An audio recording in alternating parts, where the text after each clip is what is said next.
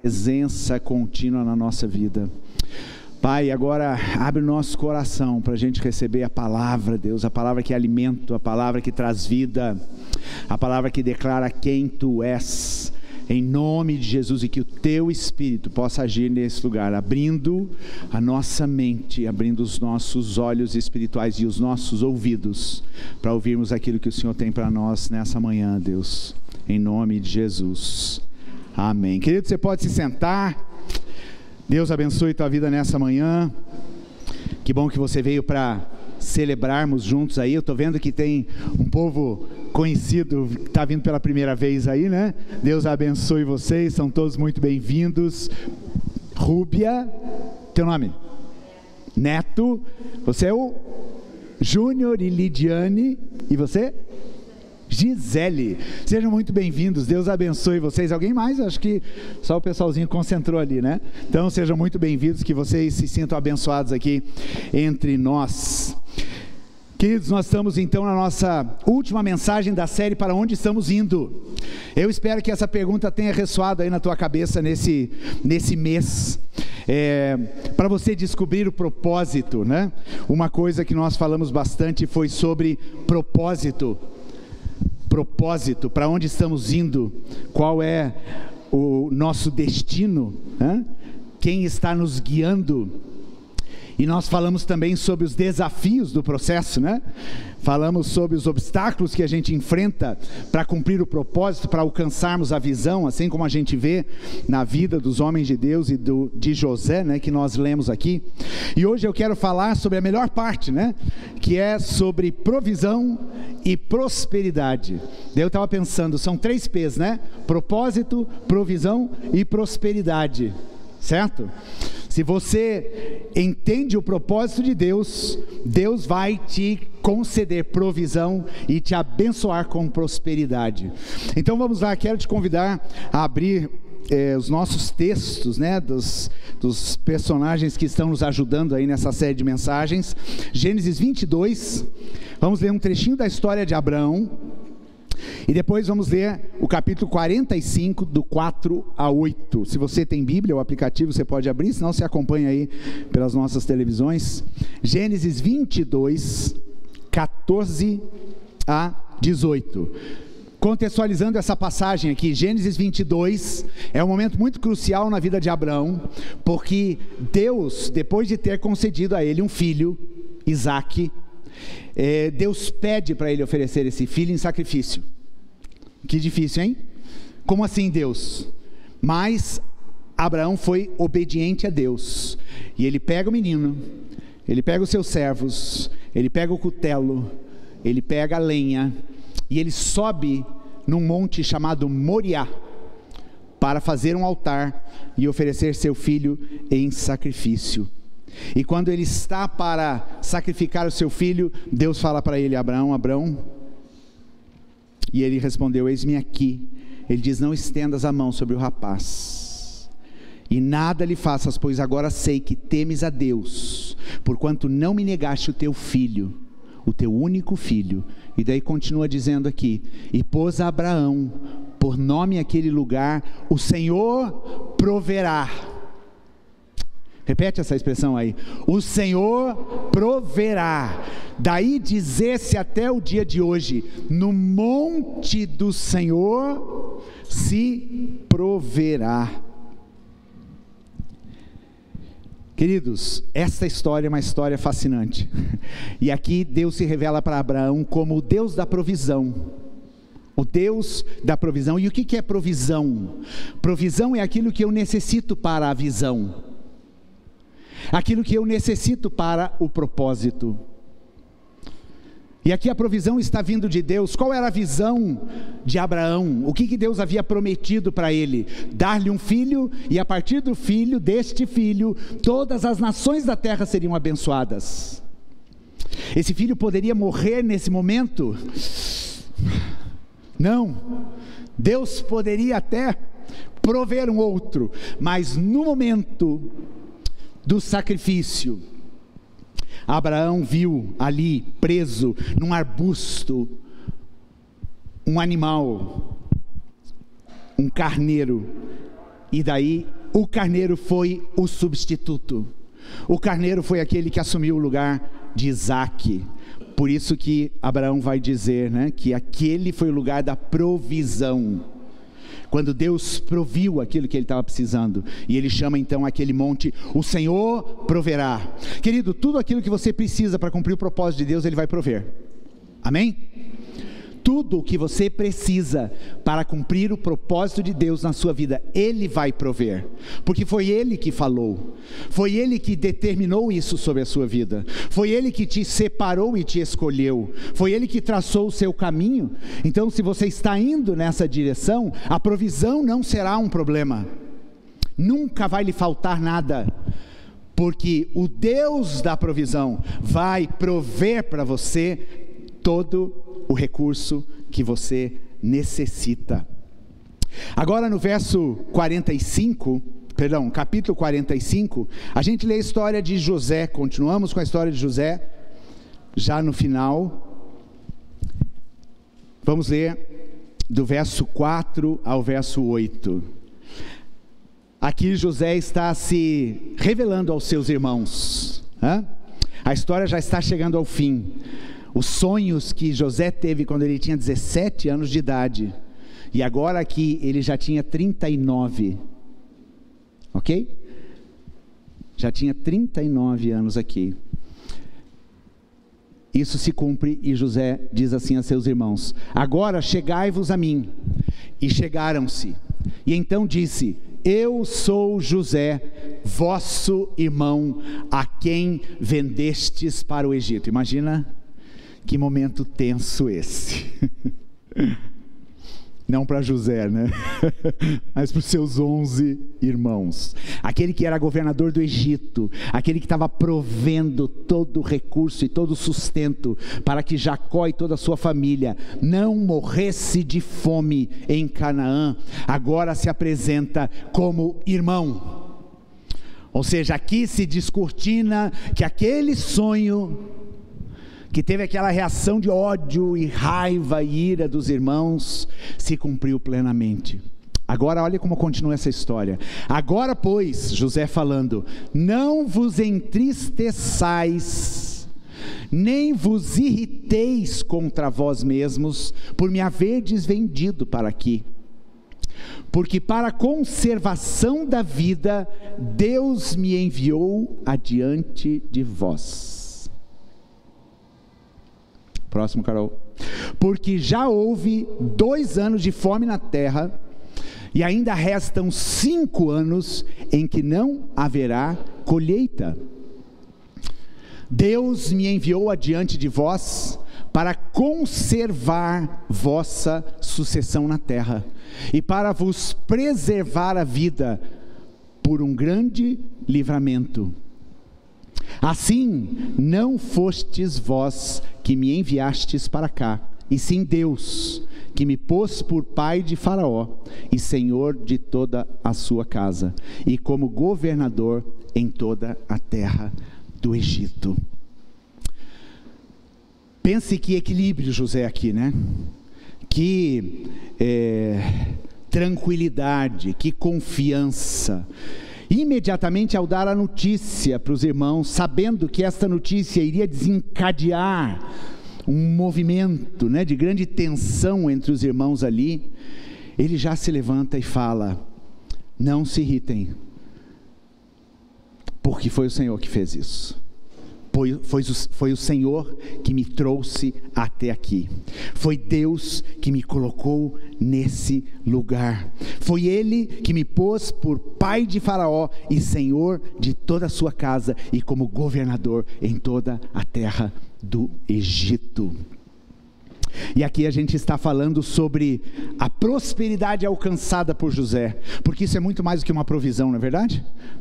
A provisão é aquilo que a gente necessita para a visão, mas a prosperidade é o transbordar da provisão, é quando a provisão vem muito além do que aquilo que eu necessito. E ali estava José, recebendo de Deus toda a prosperidade como fruto da sua obediência em todo o processo da sua caminhada em busca do propósito de Deus. Existem muitas histórias na Bíblia que falam a respeito da provisão. Por exemplo, Moisés foi chamado para ser libertador do povo do Egito. Moisés já tinha 80 anos quando isso aconteceu. E quando Deus o chama, ele começa a contestar a Deus e falar: mas Deus, eu já tenho idade. Deus, eu sou pesado de língua. E começa a dar desculpas para Deus.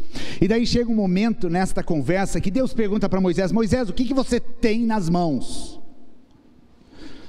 E ele fala: eu tenho uma vara. Porque ele era pastor de ovelhas. E daí Deus falou: ok, então vai com essa vara que eu vou usar você com esta vara. Ou seja, Deus deu provisão, Deus multiplicou, Deus usou aquela vara para que Moisés pudesse conduzir o povo e libertá-lo do Egito. Daí a gente vê a praga dos primogênitos, né? A última das pragas, quando o anjo da morte iria passar sobre o Egito e ceifar todos os filhos primogênitos. E Deus fala então para Moisés: matem um cordeiro. Ou seja, em meio ao caos e à aflição, Deus provê o livramento para o seu povo. E aquele cordeiro morto, o sangue aspergido sobre a porta, e o anjo da morte não passou sobre as casas que tinham o sangue sobre as portas, porque Deus havia provido a libertação da morte. Daí a gente vai lá para o livro de Reis, 2 Reis, e a gente vê uma viúva, que era esposa de um profeta de Eliseu, passando necessidades. E Eliseu chega para ela e pergunta para aquela mulher: o que você tem na sua casa? E ela diz: eu tenho uma vasilha de azeite. Daí Eliseu dá uma ordem para ela, diz assim: saia pela vizinhança, busque todas as vasilhas que você conseguir e puder emprestar, entre na sua casa, feche a porta e comece a despejar o azeite nestas vasilhas. E o que aconteceu? Aquele azeite não parava de jorrar, e foi enchendo todas as vasilhas, até que chegou a última vasilha, e com todo aquele recurso, aquela mulher teve a provisão de Deus. Daí a gente vai para o Novo Testamento, na multiplicação dos pães. A intenção dos discípulos era o que? Era dispersar aquela multidão.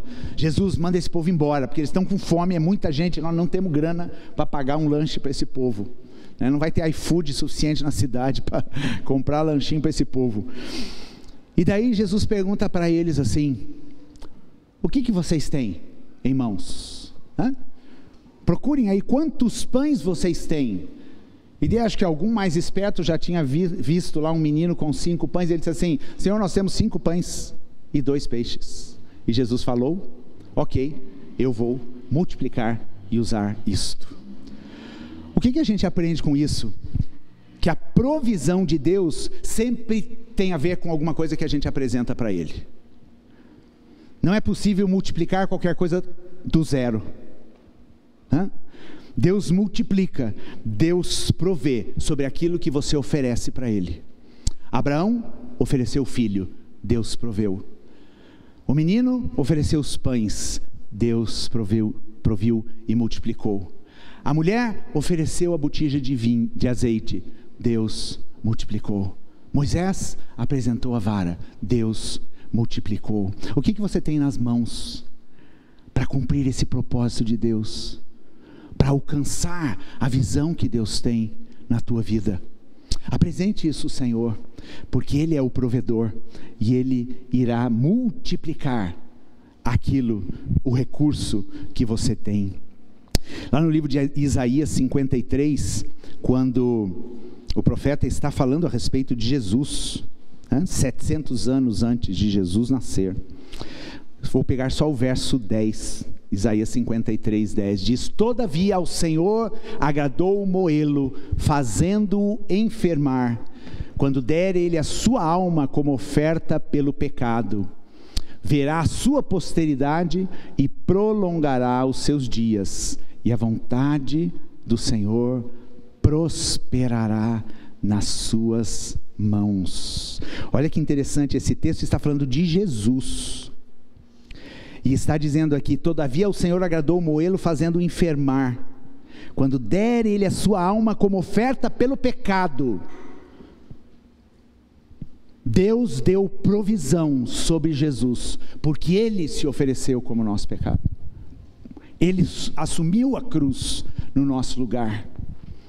E porque Jesus se entregou, olha o que diz o final do texto: a vontade do Senhor prosperará nas suas mãos. Jesus foi abençoado e próspero por causa da sua obediência e da sua entrega. O Provérbios capítulo 11, verso 25 diz assim: a alma generosa prosperará, e quem dá a beber será dessedentado.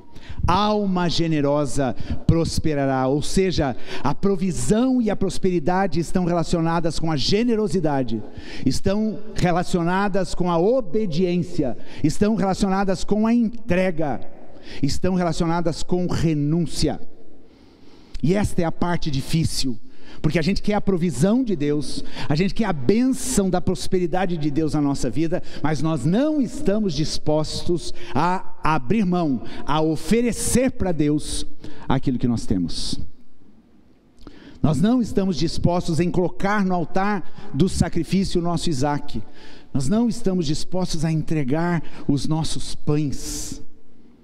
Prosperidade e prosperidade, provisão e prosperidade estão ligadas à obediência, à entrega e à renúncia. Na história de Abraão e de José, a gente vê muito claramente isso.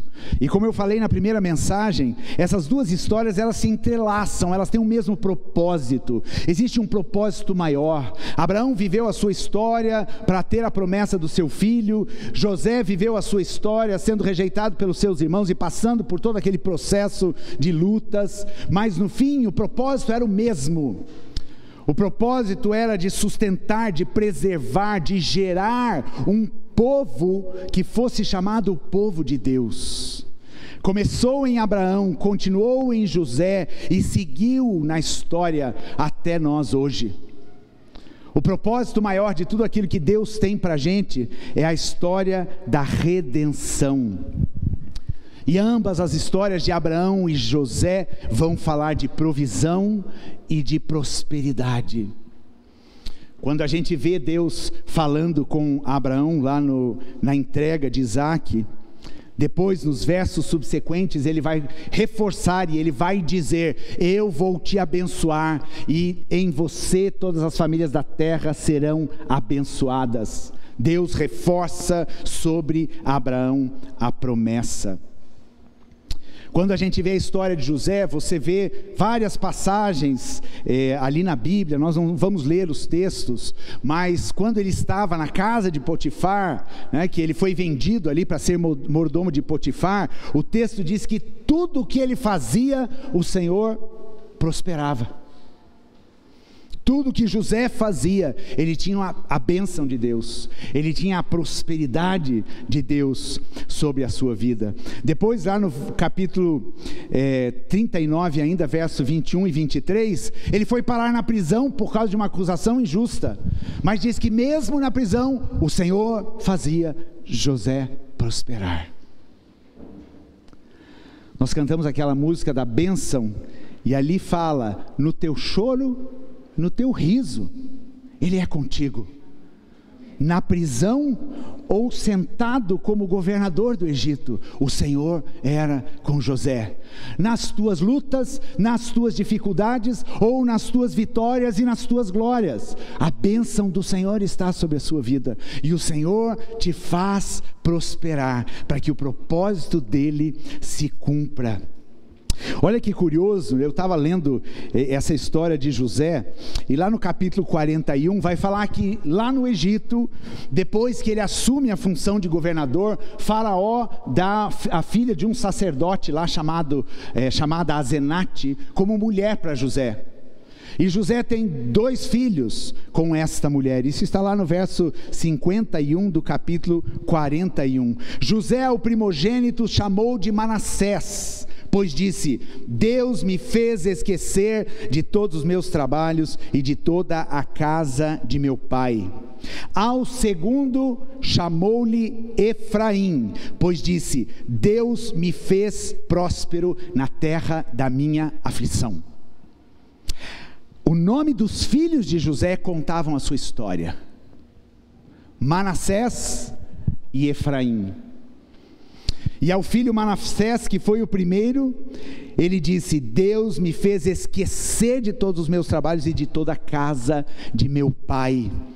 E aqui eu entendo todo o ressentimento, toda a mágoa, toda a dor que José sofreu por todo o processo da vida dele. No nascimento do filho dele, ele se sentiu curado por Deus. Porque dói, não dói os processos de Deus na nossa vida? Dói ou não dói? As perdas, as lutas, a enfermidade. Nós sofremos com isso, mas José entendeu que Deus me fez esquecer, Deus me fez perdoar, Deus me fez curado de todos aqueles sentimentos que existiam no meu coração, de tudo aquilo que eu enfrentei, e também da casa do meu pai, porque ele entendia o propósito de Deus. Queridos, como a gente precisa passar por esse processo de cura, de rendição, para a gente experimentar a bênção de Deus sobre a nossa vida, para a gente alcançar o propósito de Deus sobre nós. O segundo filho se chamava Efraim, e Efraim diz: Deus me fez próspero na terra da aflição. Deus me fez próspero na terra da aflição. José conseguia enxergar a bênção de Deus, a prosperidade de Deus, a provisão de Deus, mesmo nos momentos mais difíceis que ele enfrentou.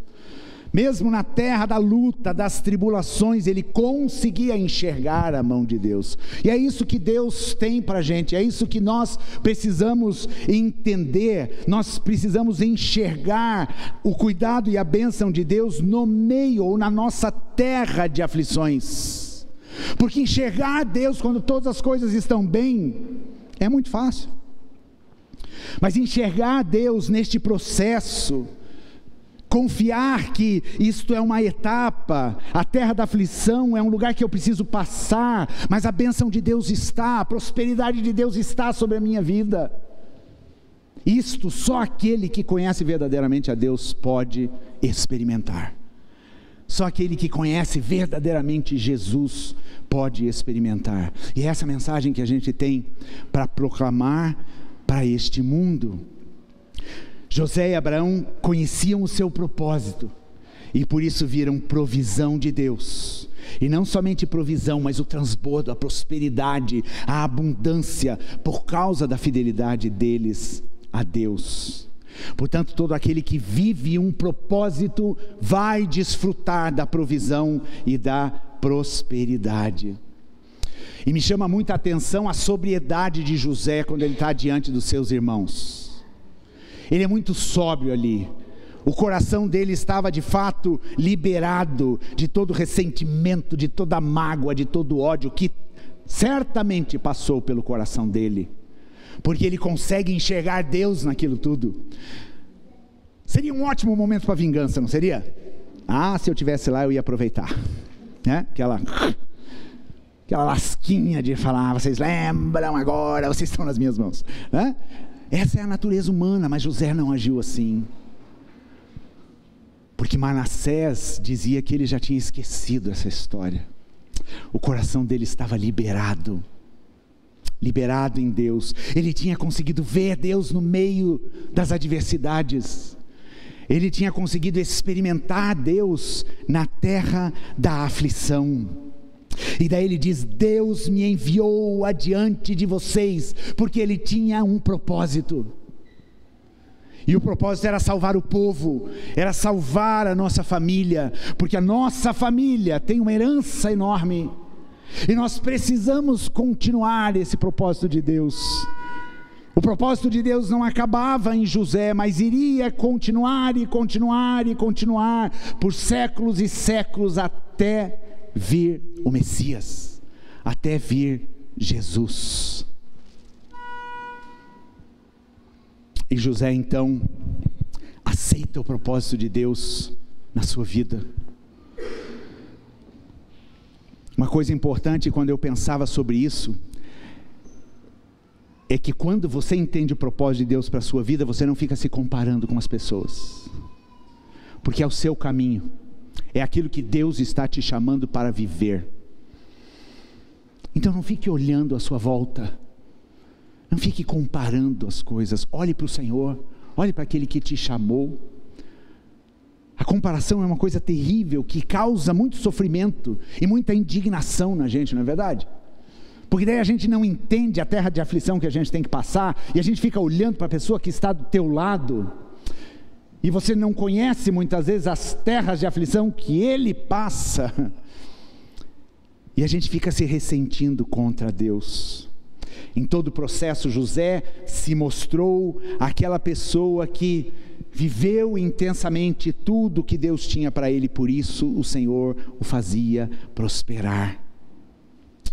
E eu fiquei imaginando numa outra coisa, 20 e tantos anos, 22 anos tinham passado na história, 22 anos, desde que José teve o sonho, foi vendido pelos seus irmãos, até ele sentar-se como governador e se reencontrar com os seus irmãos, 22 anos, o que aconteceu na vida de José?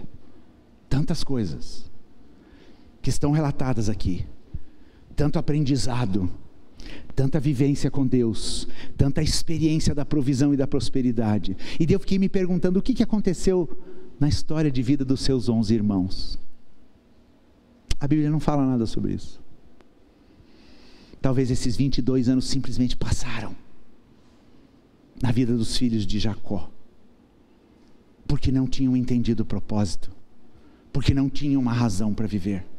E assim é conosco, muitas vezes os anos da nossa vida passam, porque nós não entendemos o propósito de Deus, e enquanto Deus está abençoando, porque este é o coração de Deus, este é o desejo de Deus, em abençoar, a palavra de Deus diz que a mão dele não está fechada, não está retida. Aliás, eu pergunto aqui, qual é a sua visão de Deus? Qual é a visão que você tem de Deus? Daquele Deus que esconde a bênção?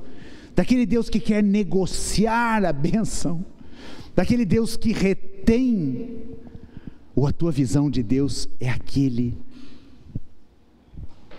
que despeja, aquele que dá abundantemente, aquele que tem a sua mão aberta? Você foi criado para um propósito, e o resultado de vivermos o propósito de Deus é desfrutarmos desta provisão e da prosperidade. E isto não significa que você não terá os seus percalços e as lutas na sua vida, mas significa sim que a bênção de Deus está sobre você, e o teu propósito está conectado com o propósito do Criador, porque Ele te criou para que você pudesse estar na história dEle. Por isso que a redenção na cruz foi algo tão maravilhoso. O texto que nós lemos ali de Isaías, vamos voltar nele ali, porque esse texto é tremendo, quando fala de Jesus, 53:10, diz: todavia o Senhor agradou moê-lo, fazendo-o enfermar, quando der ele a sua alma como oferta pelo pecado, verá a sua posteridade e prolongará os seus dias, e a vontade do Senhor prosperará nas suas mãos. E daí eu me perguntei, que vontade do Senhor é esta? Queria prosperar nas mãos de Jesus. Qual a vontade de Deus queria prosperar nas mãos de Jesus? A vontade relacionada ao propósito. E o propósito era qual? Para que por meio de Jesus Cristo todos conhecessem a respeito de Deus. Para que por meio de Jesus Cristo um caminho fosse aberto para que nós pudéssemos nos reconciliar com o Pai.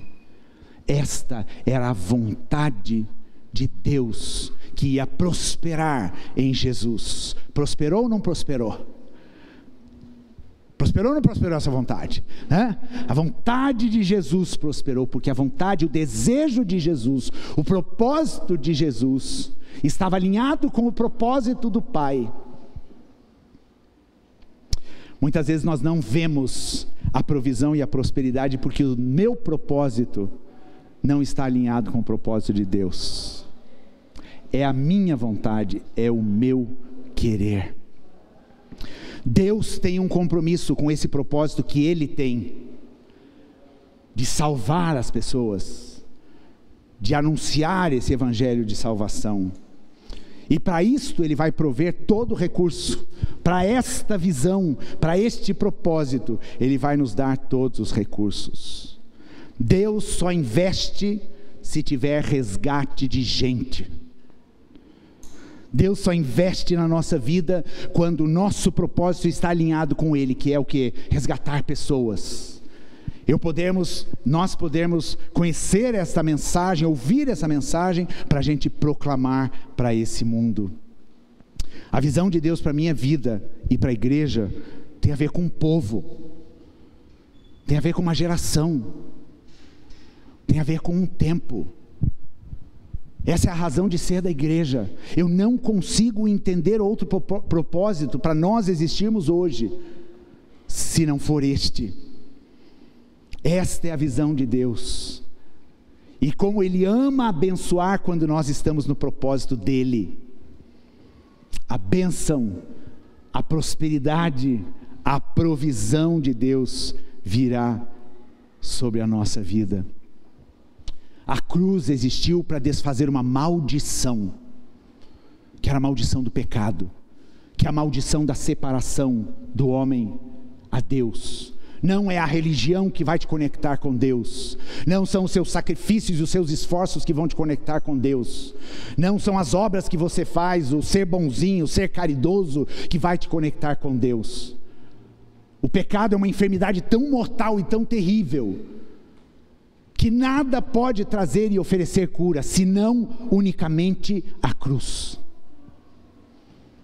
A cruz de Cristo existe para desfazer a maldição sobre a minha vida, para que Deus possa me abençoar, para que Deus possa me fazer prosperar no propósito dEle. A vontade de Deus é a redenção.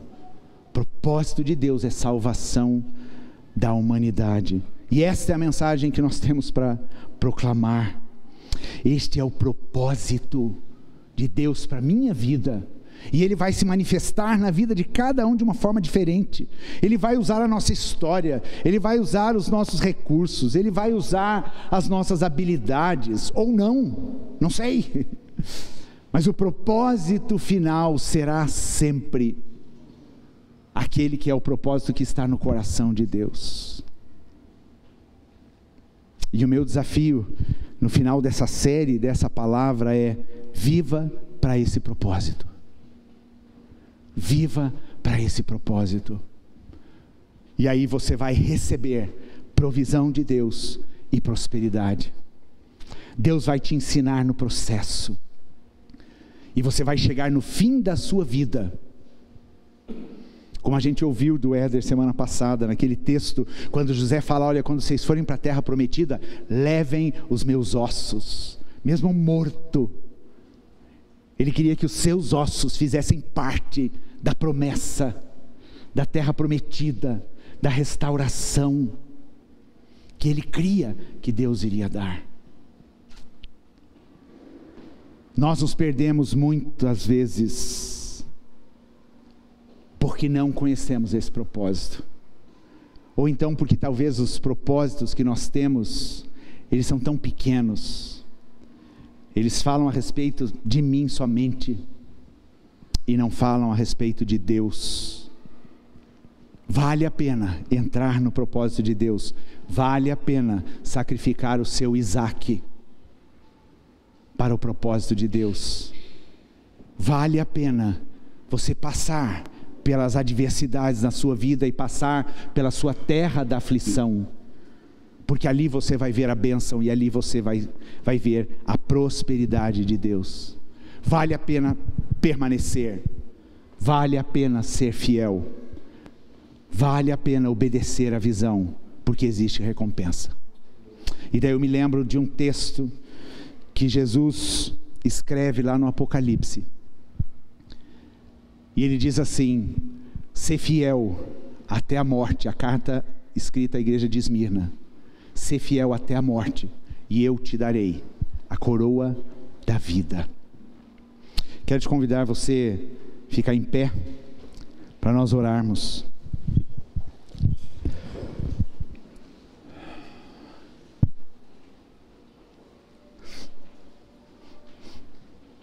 E você pode fechar teus olhos para você eliminar toda a distração nesse momento. E que você entenda que esse é o desejo de Deus sobre a sua vida. Te abençoar, te fazer prosperar,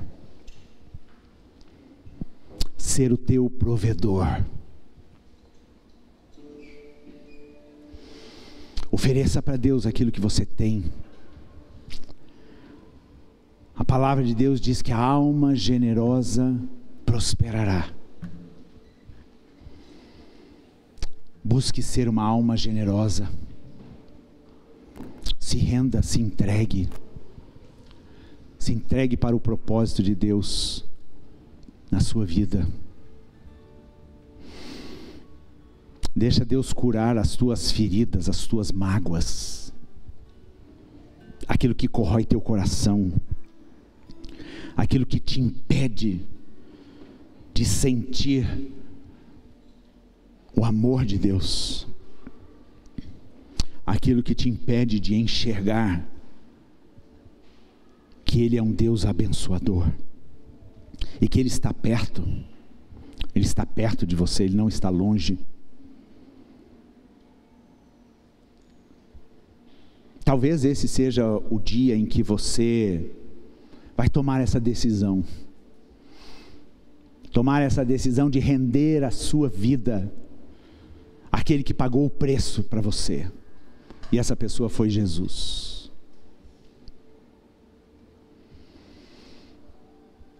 Quando nós olhamos para aquela cruz, nós devemos nos enxergar.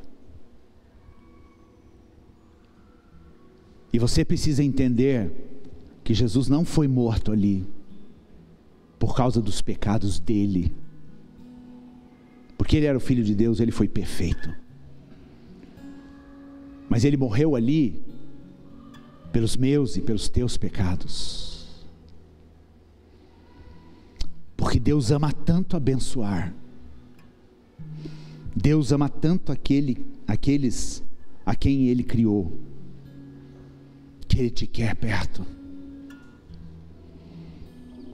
Havia um abismo intransponível, e a cruz é a ponte. A cruz é a ponte. A cruz é a esperança para que você seja abençoado pelo Pai, para que você possa entender o propósito. Você nunca vai entender o propósito da sua vida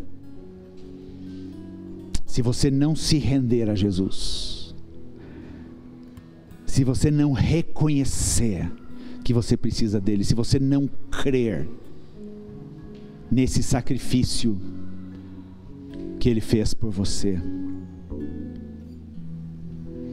você nunca vai entender o propósito de Deus, se você não se arrepender, se você não liberar o teu coração, se você não clamar ao Senhor e dizer: Senhor, eu preciso de Ti, eu preciso do Senhor.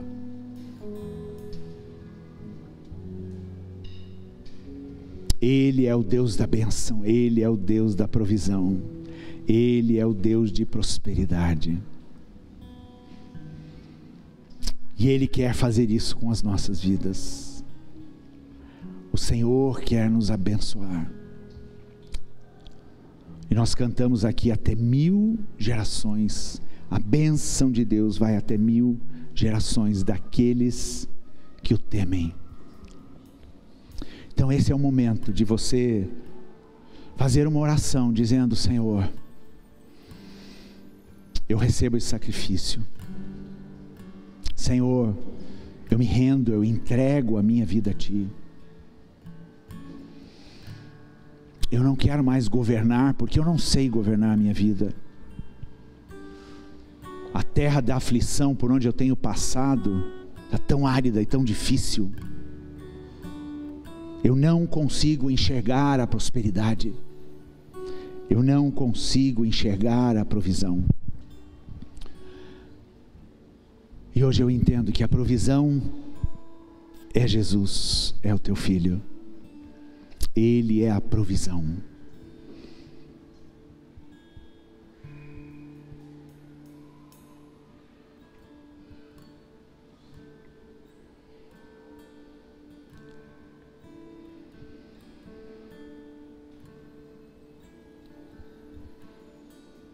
É uma oração simples que a gente faz, para que o Senhor te faça prosperar. Você precisa apresentar para Ele o que você tem na sua mão. Você precisa render a sua vida. Talvez você já esteja cansado de lidar com tantas lutas. Talvez você esteja aflito por não ver caminhos que podem trazer solução. Mas nessa manhã você está aqui ouvindo sobre este único caminho. E Jesus diz: eu sou caminho, verdade e vida. E ninguém vem ao Pai se não for por mim. A partir daí a bênção da prosperidade e da provisão começam a descer sobre a nossa vida. Se porventura